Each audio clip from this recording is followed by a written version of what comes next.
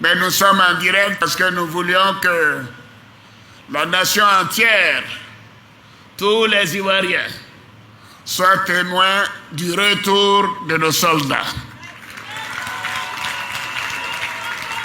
Oui, ces braves jeunes, 3 soldats et 46 soldats qui ont été détenus pendant 6 mois dans le pays frère du Mali, le pays frère et ami, avec lequel certainement il y a eu des incompréhensions. Mes chers soldats, je voudrais que vous soyez rassurés, que vous n'avez absolument rien à vous reprocher. Vous n'avez rien à vous reprocher. Comme l'a dit le ministre de la Défense, vous étiez allé en mission. C'était d'ailleurs la 8e rotation pour 6 mois. La mission n'a pas été facile, mais vous voilà de retour exactement 6 mois après votre départ de Côte d'Ivoire. Donc, comme vous avez l'occasion de le dire, je dirais mission accomplie. Et bravo, bravo à vous. Je voudrais me tourner surtout vers vous, les parents, les époux, les épouses, les enfants de nos soldats. Je sais que vous avez été angoissés pendant ces 6 mois. Ce fut des moments douloureux pour vous, mais également pour moi, en tant que chef de l'État. Oui, parce que c'est sur mes instructions que nos jeunes sont allés au Mali pour apporter la paix à ce pays frère et ami. Et voilà que malheureusement, pour des problèmes administratifs, une terrible incompréhension s'est installée entre nos frères maliens et nous. Mais je voudrais vous remercier de votre patience, de votre compréhension, mais également de vos prières et de votre soutien. Je salue en même temps toutes les autorités religieuses, les chefs traditionnels, les partis politiques, tous nos concitoyens qui tous les jours ont eu en souvenir ce travail important que nos jeunes, nos enfants étaient allés faire au Mali. Voyez-vous, aujourd'hui, ils sont de retour.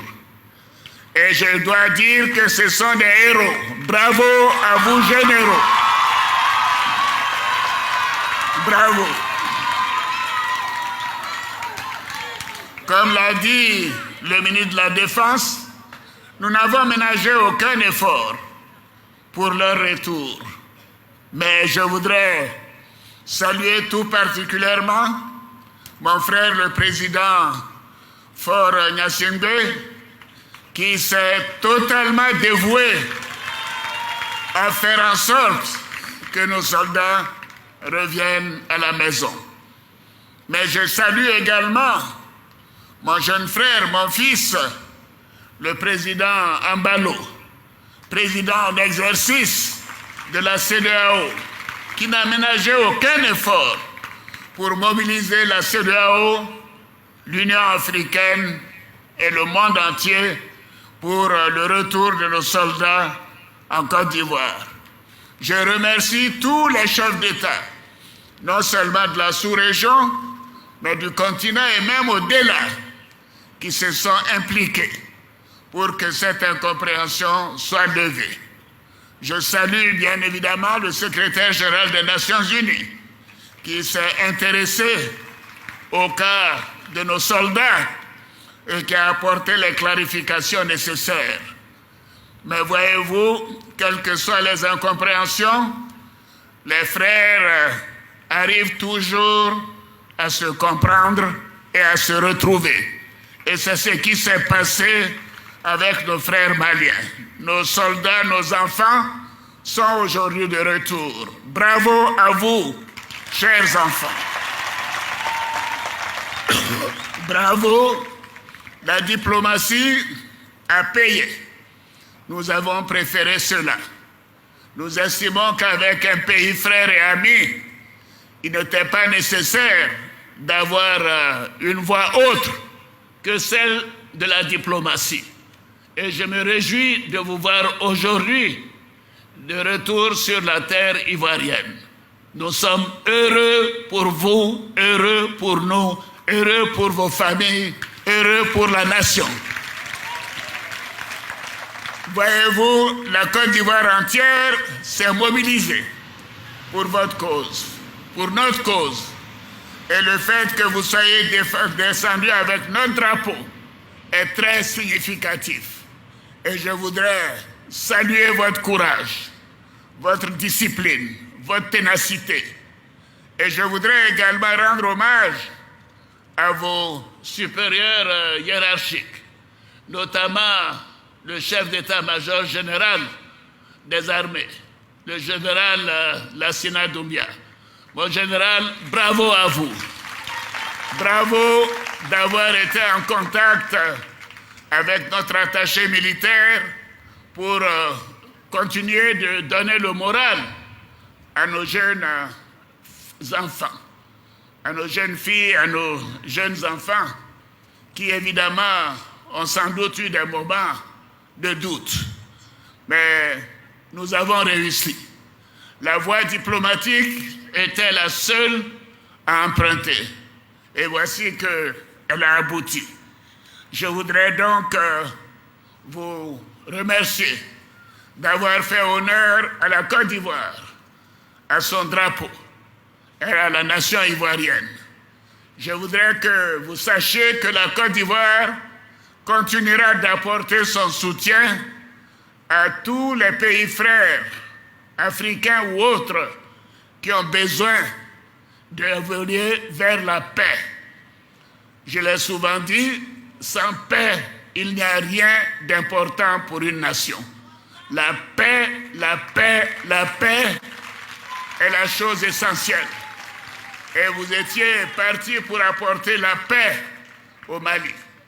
Et je souhaite ardemment que ce pays frère retrouve la paix, arrive à combattre le terrorisme, l'insécurité, pour faire des élections démocratiques et constitutionnelles dès l'année prochaine, comme arrêté d'un commun accord entre les autorités maliennes et la CEDEAO.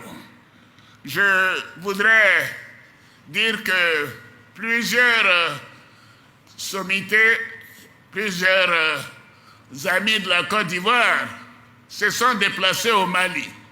Ce n'était pas pour interférer avec le processus, mais plutôt pour montrer leur soutien à la stratégie qui avait été arrêtée. Et je salue tout particulièrement les chefs religieux maliens habitant la Côte d'Ivoire, qui dès le début ont formé une délégation pour se rendre au Mali et expliquer que cette situation pouvait être dangereuse. Merci, chers imams, d'avoir fait ce déplacement.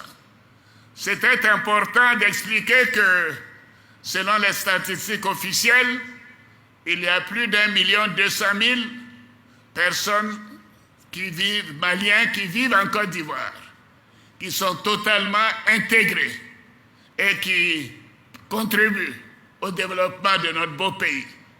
Il fallait tout faire pour maintenir ces liens séculaires, ces liens d'amitié, ces liens fraternels entre la Côte d'Ivoire et le Mali. Donc je suis heureux que nous soyons parvenus à régler ce problème sans autre difficulté.